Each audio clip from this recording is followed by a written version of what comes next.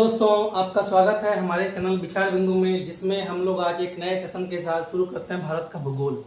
यहाँ पे हम लोग जानेंगे भारत के भूगोल में भारत की बस्ती के बारे में और भारत की चौहद्दी के बारे में, भारत के विस्तार के बारे में और इससे संबंधित महत्वपूर्ण बिंदु जो अक्सर एग्जाम में पूछ लिए जाते हैं। तो चलिए शुरू करते हैं। हम लोग भारत की चौहद्दी को देखते हैं।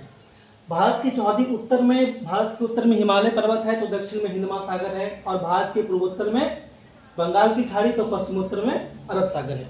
ठीक है। अगर हम लोग इसके उत्तरतम बिंदु को देखें तो भारत का उत्तरतम बिंदु इंदिरा फॉल है, भारत का दक्षिणतम बिंदु इंदिरा पॉइंट है, भारत का पूर्वोत्तर बिंदु किबिथु जो कि अरुणाचल प्रदेश में है, और भारत का पश्चिमोत्तर बिंदु गौर माता या गुहार मोती जो कि गुजरात में है।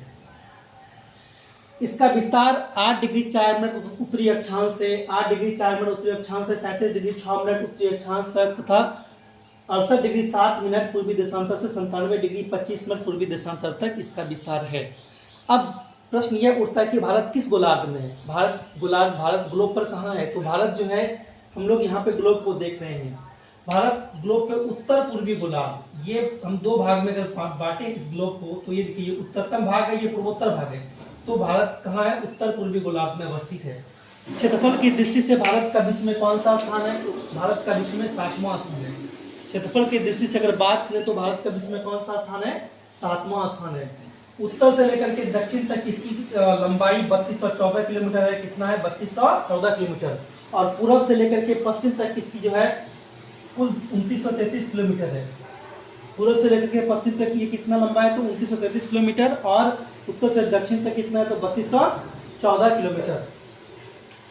भारत का क्षेत्रफल विश्व के कुल क्षेत्रफल का 2.4% है। भारत का क्षेत्रफल पूरे विश्व के कुल क्षेत्रफल का कितना परसेंट ही रखता है, तो 2.4% रखता है। देशांतर रेखाएं जो होती हैं वो समय और उसकी स्थिति को दर्शाती है। कर्क रेखा भारत के 8 राज्यों से होकर के गुजरती है। कर्क रेखा भारत के कितने राज्यों से होकर के गुजरती है, 8 राज्यों से होकर के गुजरती है। इसका एक शॉर्ट फार्मूला है, मित्र पर गमछा झार। कर्क रेखा का जो ट्रिक है वो क्या है, मित्र पर गमछा झार। म से मिजोरम, त्र से त्रिपुरा, प से पश्चिम बंगाल, फ से राजस्थान, ग से गुजरात, और फिर म से आ जाएगा आपका मध्य प्रदेश, फिर 6 से छत्तीसगढ़, और झार से झारखंड। ये कर्क रेखा टोटल 8 राज्यों से होकर के गुजरती है। और कर्क रेखा जो है लगभग भारत को 2 बराबर भागों में बांटती है। लगभग हम लोग कर्क रेखा देखिए, कर्क रेखा 2 बराबर भागों में भारत को बांटती है। 23.5 डिग्री उत्तरी अक्षांश को हम लोग कर्क रेखा कहते हैं। 23.5 डिग्री उत्तरी अक्षांश को हम लोग कर्क रेखा कहते हैं, और 23.5 डिग्री दक्षिणी अक्षांश को हम लोग मकर रेखा कहते हैं। तो ये 23.5 डिग्री उत्तरी अक्षांश है जो कि कर्क रेखा कहलाता है। ये भारत को 2 बराबर भागों में लगभग बांटती है। भारत का पश्चिमोत्तर बिंदु जो गौर मोती है, जो गुहार मोती है, तथा भारत का पूर्वोत्तर बिंदु जो कि बिथु है, इसके मध्य में सूर्योदय और सूर्यास्त के समय लगभग 2 घंटे का अंतर होता है। यानी कि ये पूर्वोत्तर बिंदु पर सूर्य उदय जितने समय होगा उसके 2 घंटे के पश्चात आपका पश्चिमोत्तर बिंदु पर सूर्य उदय देखने को मिलेगा। उसी प्रकार से सूर्यास्त भी।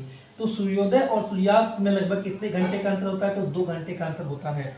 भारत का मानक समय जो कि 82.5 डिग्री देशांतर है, यह प्रयागराज उत्तर प्रदेश, प्रयागराज के निकट मिर्जापुर से गुजरती है। और आपका ये दक्षिणतम बिंदु जो इंदिरा पॉइंट है, ये ग्रेट निकोबार, ये कहाँ, ग्रेट निकोबार। देखिए, इसको हम लोग बोलते हैं बंगाल की खाड़ी, ये आपका है अरब सागर। बंगाल की खाड़ी, अरब सागर, और नीचे आपका हो गया ये हिंद महासागर, और ऊपर में उत्तर में हिमालय पर्वत। तो आपका ये इंदिरा पॉइंट कहाँ है, तो ये आपका है ग्रेट निकोबार में। कहाँ पे है, ग्रेट निकोबार में। अच्छा, भारत का एकमात्र जिला जिसकी सीमा 4 राज्यों से स्पर्श करती है, वह जिला है सोनभद्र जिला, जो कि उत्तर प्रदेश में पड़ता है।